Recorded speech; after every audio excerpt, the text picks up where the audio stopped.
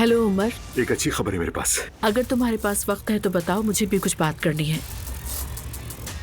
कैसी हो तुम? सीधी बात करूंगी। दिखता नहीं, अंधा है क्या? क्या हुआ? तुम होते कौन हो मुझसे बदतमीजी करने वाले? मुझे मारोगे? क्या हो रहा है यहाँ? आज मैथे ने स्कूल में हंगामा खड़ा कर दिया। इनफैक्ट हमने बात भी की। जिमल और दुआ बहुत लकी हैं क्योंकि उनकी आप जैसी माँ है। और वो बात मुझे हैरान कर गई। मैथे हर बार से बहुत मुख्तलिफ लग रहा था। वेरी सेंसिटिव, इमोशनल, बिल्कुल बेबस। ज़ैनब में तलाक ले चुका हूँ। अब हमारे दरमियान कोई रुकावट नहीं रही। उस लड़की पे बहुत तरस आ रहा है।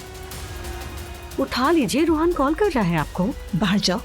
घर में अब सिर्फ नूर आपा गैर शादीशुदा रह गई हैं। उनके लिए एक बिल्कुल मुनासिब रिश्ता है, लेकिन कौन है वो? और कौन हो सकते हैं? मेरे भाई। हमारी नूर और एहसान कोई जोड़ ही नहीं है। तुम लोग मेरे भाई को पसंद नहीं करते ना?